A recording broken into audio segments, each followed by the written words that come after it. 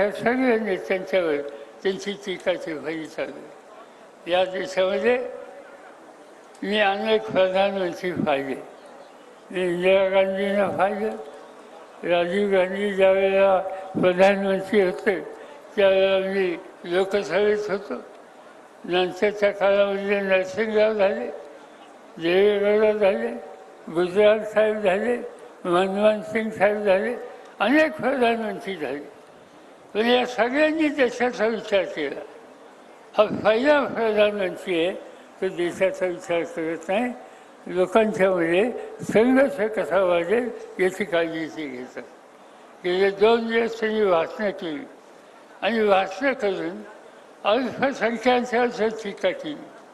हा देश हिंदूंचा जसा आहे तसा मुस्लिमांचा आहे, हा देश मुस्लिमांचा जसा आहे तसा ख्रिश्चन लोकांचा आहे, हा देश ख्रिश्चन लोकांचा जसा आहे शीख लोकांचा सुद्धा आहे। या सगळ्यांना घेऊन हा शक्तिशाली देश बनण्याचं स्वप्न आपल्या सगळ्यांचं होतं आणि कुणी प्रधानमंत्री असेल तर त्यांची जबाबदारी ही आहे की या सगळ्यांना एकत्र ठेवायचं, त्यांचं दुःख असेल ते दूर करायचं आणि त्यासाठी सत्तेचा वापर करायचा।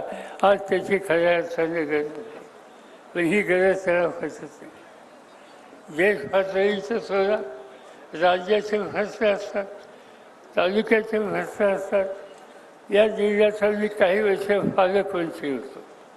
मी पालकमंत्री होतो त्यावेळी विजयदादा जिल्हा परिषदेचे अध्यक्ष होते आणि आम्ही अनेक वेळेला मार्गामध्ये येत असू, कशासाठी येत असू, त्यावेळी दुष्काळ पडला आणि दुष्काळ पडल्याच्या नंतर संकटग्रस्त लोकांना काम देण्याच्यासाठी आम्ही एकत्र फिरत होतो।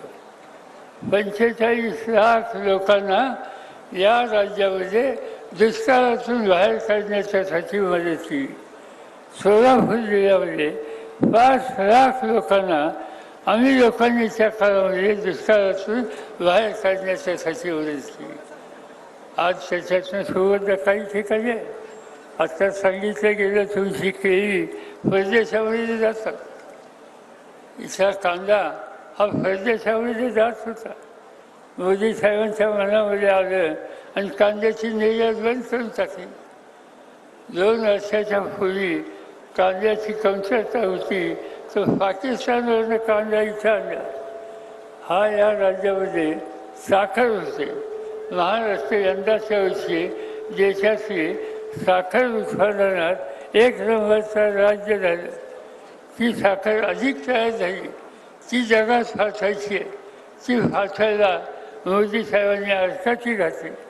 कांदा जाऊ द्यायचा नाही, साखर जाऊ द्यायचं नाही, तुमच्या शेतीला प्रोत्साहन करायचं नाही।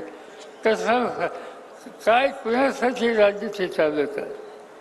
पाण्याचा प्रश्न, काही पाण्याचे प्रश्न आम्ही लोक सत्तेमध्ये असताना सोडवलं, पण काही बाबतीत कमतरता आहे। मला आठवतं आहे सीनामाला ही योजना, त्या योजनेला 40-45 एकर क्षेत्राला पाणी मिळतं आहे, पण तालुक्याची विशेषतः मोजणी आणि या भागात अनेक गावं अशी आहेत की तेल आहेत आणि त्या तेलच्या गावाला पाणी मिळत नाही। त्यांना पाणी देण्याच्यासाठी काही करण्याची आवश्यकता आहे। अनेक अशा गोष्टी करण्यासारख्या आहेत आणि त्या गोष्टी करायच्या असतील तर चांगल्या कर्तव्यात लोकसभेचा सभासद असला पाहिजे आणि त्यासाठीच धैर्यशीलची उमेदवारी आम्ही आपल्या सगळ्यांच्या सोबत दिलेली आहे। एक तरुण कार्यकर्ता, लोकांच्या प्रश्नांची जाण असलेला, ज्यांच्या घरामध्ये जिल्ह्याच्या आणि राज्याच्या विकासाचा एक इतिहास आहे, अशा कुटुंबाचा हा तरुण तुम्हा सगळ्यांचं नेतृत्व करण्याच्यासाठी देशाच्या लोकसभेमध्ये जाऊ इच्छितो। त्याची खूण ही तुम्हा सगळ्यांना ठाऊक आहे। तुतारी वाजवणारा माणूस, ही तुतारी वाजवणारा माणूस तिथं वचन द्यावा आणि मोठ्या मताने त्यांना विजयी करा हीच विनंती करतो आणि माझे 2 शब्द संपवतो। आता